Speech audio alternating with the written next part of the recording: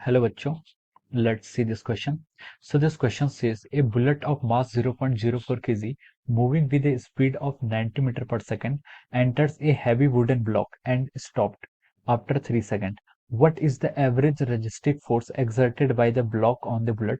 Option A is 1 Newton, option B is 1.2 Newton, option C is 2 Newton and option D is 3 Newton. तो चलिए बच्चों, अब हम इस क्वेश्चन को स्टार्ट करते हैं। तो देखिए बच्चों, इस क्वेश्चन का जो आपका की कॉन्सेप्ट होगा, इस क्वेश्चन का की कॉन्सेप्ट देखिए आप क्या लिख सकते हैं। यहाँ पर आपको बुलेट है, बुलेट का मास गिवन है और उसकी स्पीड बताया कि उसकी इनिशियल स्पीड कितनी है, 90 मीटर पर सेकंड से मूव कर रही है। वो किसी एक हैवी वुडन ब्लॉक को जाती है और उस पर जाके वो क्या हो जाती है, उसको क्या करती है, इंटरसेक्ट करती है और उसके अंदर जाके स्टॉप हो जाती है। ठीक है, तो उसको पेनिट्रेट करके वो स्टॉप हो जाती है और वो 3 सेकंड का टाइम लेती है। तो उसने पूछा कि what is the average resistive force exerted by the block on the bullet. जो ब्लॉक है उसका, वो बुलेट पर सॉरी जो बुलेट है वो ब्लॉक पर कितना एवरेज रेजिस्टिव फोर्स यहाँ पर लगा रही है, हमें यहाँ पर कैलकुलेट करना है। ठीक है, तो देखिए बच्चों, इस क्वेश्चन पर हमें क्या फाइंड आउट करना है, इस क्वेश्चन में हमें फोर्स का मैग्नीट्यूड फाइंड आउट करना है कि कितना आपका एवरेज फोर्स यहाँ पर लग रहा है। ओके, तो देखिए बच्चों, फोर्स होता क्या है, फोर्स इसका की कॉन्सेप्ट है। फोर्स होता है आपका, force is defined as the rate of change of momentum.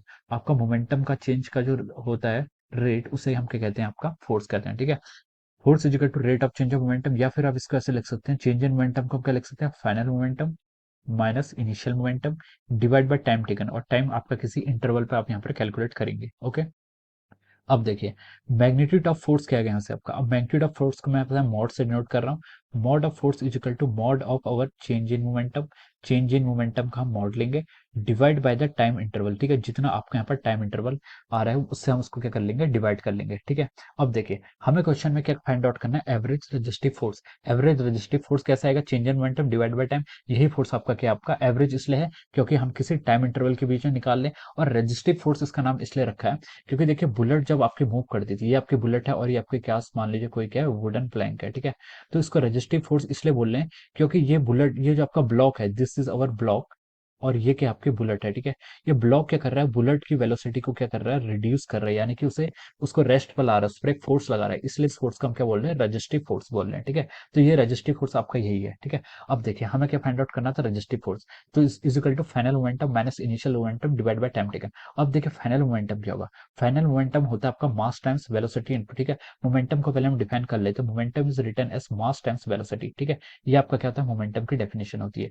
तो मॉड ऑफ पी एफ क्या होगा, देखिए एम को आप यहाँ से कांस्टेंट ले लीजिए, it can be written as mod of V final minus of V initial divide by time taken. ये आपने यहाँ पर डेल्टा टी यहाँ पर टाइम इंटरवल ले लिया। ठीक है, अब देखिए, अब आप यहाँ से कैलकुलेट कीजिए मास कितना गिवन है आपको, क्वेश्चन है मास आपको गिवन है 0.04 kg इनटू वेलोसिटी का चेंज का मॉड फाइंड आउट करना है। ठीक है, फाइनल वेलोसिटी कितनी हो जाएगी, देखिए फाइनल वेलोसिटी उसकी हो जाएगी आपकी 0 minus initial velocity. Initial velocity question में गिवन कितने, 90 मीटर पर सेकंड। ठीक है, अब यहाँ पर आप डायरेक्शन नहीं भी देखेंगे तो कोई ज्यादा इंपॉर्टेंट नहीं, क्योंकि हमें यहाँ पर मॉड कैलकुलेट करना है और मॉड आपका हमेशा कहेगा पॉजिटिव ही आएगा। ठीक है, मॉड आपका कहेगा पॉजिटिव ही आएगा, लेकिन आपको यहाँ पर ये नहीं कि डायरेक्शन नहीं देखनी है, फाइनल वेलोसिटी 0 है इसलिए मैंने बोला। ठीक है, अगर फाइनल वेलोसिटी नॉन जीरो होती फिर डायरेक्शन यहाँ पर इंपॉर्टेंट मैटर करने लग जाते हैं। ठीक है, डिवाइड बाई डेल्टी, डेल्टी क्या आपका टाइम इंटरवल, टाइम इंटरवल कितना लिया इसने, देखिए यहाँ पर 3 सेकंड लिया है। ठीक है, ये आपका क्या आ जाएगा, इस तरीके से हम कर सकते हैं इसे। ठीक है, ऊपर क्या था आपका मोमेंटम था, उसकी यूनिट हो जाएगी आपकी केजी मीटर पर सेकंड। ओके, अब देखिए यहाँ पर से आपको जो एवरेज रेजिस्टिव फोर्स निकलेगा इसका मैग्नीट्यूड कितना आएगा, देखिए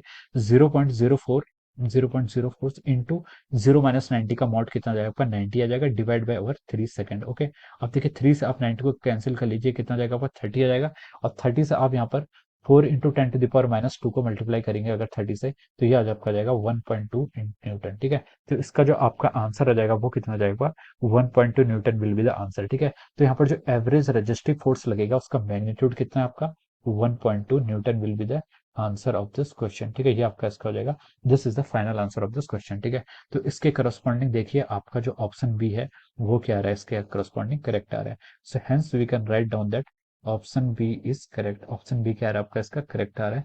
this is the final answer of this question. Okay, so I hope you all understood this concept. All the best and thank you so much.